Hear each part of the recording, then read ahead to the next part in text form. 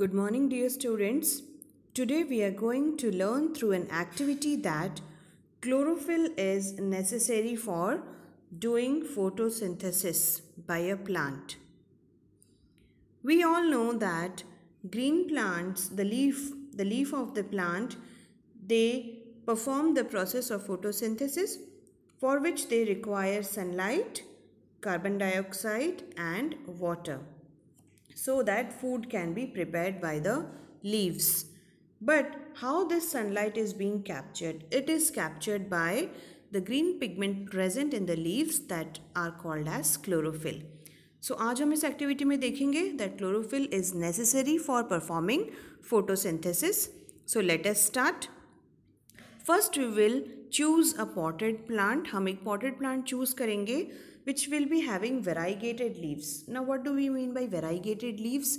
Variegated leaves means ऐसे leaves जिसमें एक से ज़्यादा कलर हो. For example, मनी प्लांट्स में होते हैं, क्रूटॉन्स में होते हैं. For example, here you can see the leaf having green patches as well as the yellow patches. Obviously, the green part having chlorophyll will be doing photosynthesis.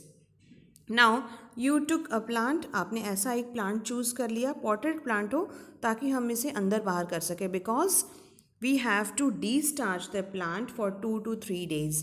What do we mean by de-starching a plant? De-starching मतलब हम plant को allow नहीं करेंगे कि वो starch बनाए, तो हम उसे dark room में रख देंगे. जब हम उसे dark room में रख देंगे, it will not get sunlight. As it will not get sunlight, then it won't be able to make further starch by photosynthesis. और जो starch already उसमें present था, that will be used up for respiration.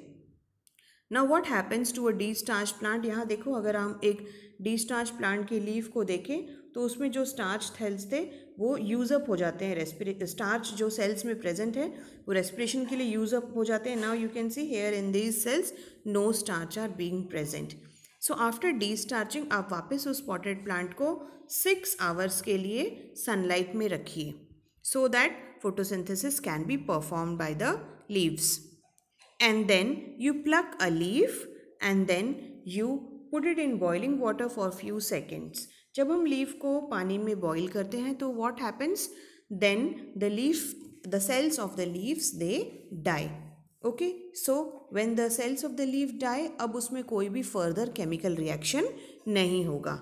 Then you take out this leaf and put the leaf in a test tube containing alcohol. यहाँ पे हमने ethyl alcohol लिया है, तो ethyl alcohol is colorless, उसमें आपने leaf को डाल दिया and then you are heating it in a water bath. हम इसको water bath में गर्म करेंगे. हम डायरेक्टली अल्कोहल सोल्यूशन को गर्म नहीं कर सकते because it is highly inflammable. Now when we will be heating the leaf in alcohol solution, then what happen, the chlorophyll will be dissolved in the alcohol. Chlorophyll जो है वो निकल कर अल्कोहल में आ जाएगा. Then you take out the leaf from the alcohol solution and you wash the leaf with water, ताकि उसमें जो अल्कोहल लगा है वो वॉश आउट हो जाए. And then you perform the starch test. आप फिर जब उस लीफ में आयोडीन के कुछ ड्रॉप्स डालोगे, देन यू विल सी कि पहले जहाँ जहाँ पे ग्रीन पैचेस थे वहाँ पे ब्लू ब्लैक हो गया है. That means it has corresponded to the starch test. Why? क्योंकि जो ग्रीन पार्ट्स थे वहाँ पे क्लोरोफिल था, क्लोरोफिल ने सनलाइट को कैप्चर किया था and hence starch was being prepared और food was prepared which was stored in the form of starch.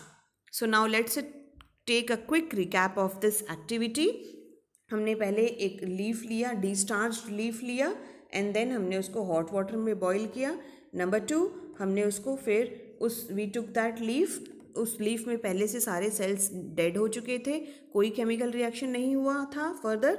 Then हमने उस लीफ को लेकर अल्कोहल सोल्यूशन में डाला एक टेस्ट ट्यूब में एंड उसको हमने वाटर बाथ के ऊपर रख के गर्म किया. एंड देन हमने उस लीफ को वाटर में वापस रिंस कर लिया, धो लिया, ताकि उसमें से अल्कोहल सोल्यूशन निकल जाए.